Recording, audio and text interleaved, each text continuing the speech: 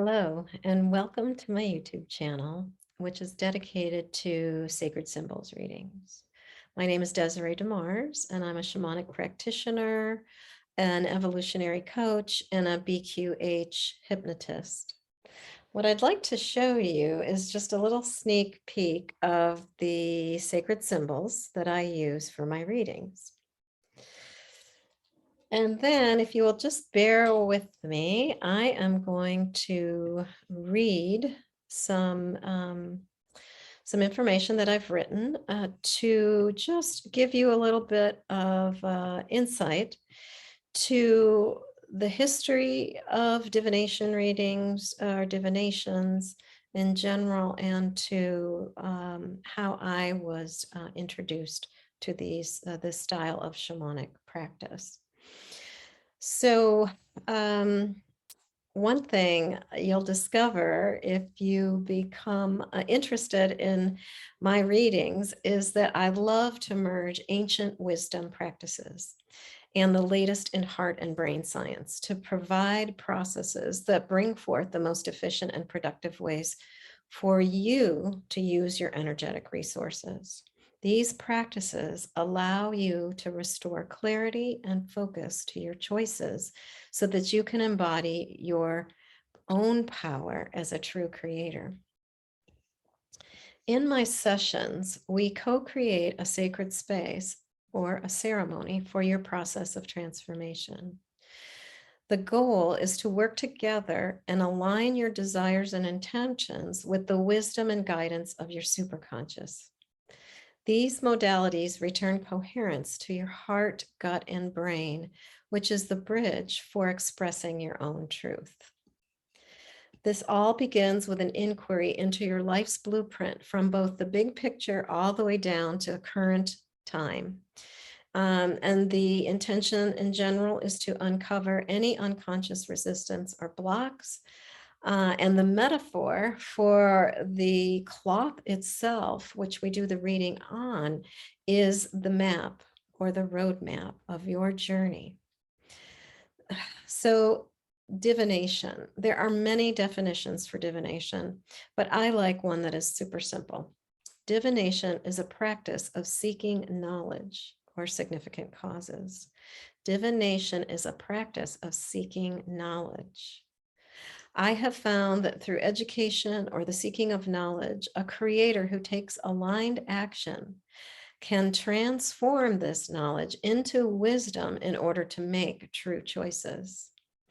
We are divining all the time, consciously or unconsciously, as we read signs and symbols all around us, which I'm sure all of you have done at some point or another, whether you read a street sign or a sign that goes by a billboard, and that triggers something inside of you that makes sense, or it gives you an answer for something that you are seeking.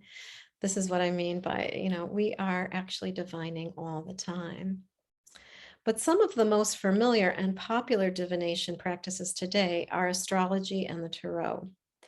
Throughout time, a broad spectrum of materials were used to divine with: tea leaves, corn kernels, stones, runes, I Ching, coins and sticks, seashells, dice, the entrails of animals, and of course, bones. This form of divination was called osteomancy or pyro-osteomancy, where the bones were charred prior to their use. Divination was practiced by cultures the world over for thousands of years to tell the potential influences of the future through understanding the messages displayed in the bones themselves or along with other objects in the collection. So the diviner's challenge, so to speak, is to master the understanding of these metaphorical relationships, locations, attributes, influences, etc. Historically, reading the bones or the practice of bone casting is just one of the many skills of a Sangoma, a traditional healer or shaman of the Zulu, Swazi, and other traditions in Southern Africa. Sangomas are also called in to heal illness social disharmony, and spiritual difficulties. They intercede between their patients and the spirit world to establish and restore balance to relationships, both personal and communal. My shamanic training began over 20 years ago, and I have had many teachers, both in the US and other countries. My mentor for this divination process was imparted through a Sangoma by the name of Gogo Gretchen Crilly McKay.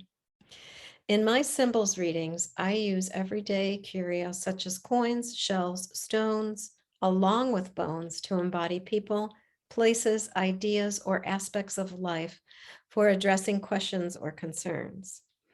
They are placed into the basket that I showed you earlier. The client is asked to hold an intention and then to blow that intention or question into the objects. Then the basket is shaken again and emptied out onto the casting cloth. The pattern created is interpreted based on the relationship of the pieces to one another and to the position in which they are in the overall area of the cloth. The session itself, as I said earlier, is a container or a ceremony in which we are interacting with the guidance of our combined guides, teachers, and ancestors. The overarching intention is to bring clarity and often spontaneous healing in a way that will be of the greatest benefit for all concerned. So I hope you find these weekly readings fascinating, accurate, and inspiring. My wish is that this system will become a profound and supportive tool for your journey of becoming a conscious creator. Remember, rituals can become systems of thought and will expand your awareness of communication and interpretation with the sacred magic of all of life. From the bottom of my heart, I'd also like to thank, again, Gogo Gretchen Crilly McKay, my mentor, and the lineage of the Zulu Sangoma or shaman traditional Dr. P.H. Mashali. It has been a blessing beyond words on my inner journey of awakening. I'd also like to acknowledge Philip and Vasa Niemark of the IFA Foundation International, who first sparked my awareness to the art of divination, and then Sandra Ingerman, who guided my initiation into the world of shamanic healing practices. As it said, I know you probably have heard this saying before, that when the student is ready, the teacher appears. And that has definitely been a theme in my life. So with all of that, my deepest gratitude to all the great teachers from yoga, meditation, shamanism, divination, all of the elders who touched my heart and mind before them, and to all those who will do so after. Aho. So if you'd like to like, comment, share, subscribe, you can do so below. I'll put all the links to my website and any other events that might be of interest to you or to anything that I mentioned in this introduction. And I'd like to let you know that I also offer sacred art and sparking creativity sessions that are for individual healing and group ceremony. You can read my testimonials throughout my website and learn how others have experienced in-depth one-on-one readings and coaching. I also offer packages, mentorship, immersions, and group sessions. You can submit ideas or questions for future topics of these weekly readings, and I would love that.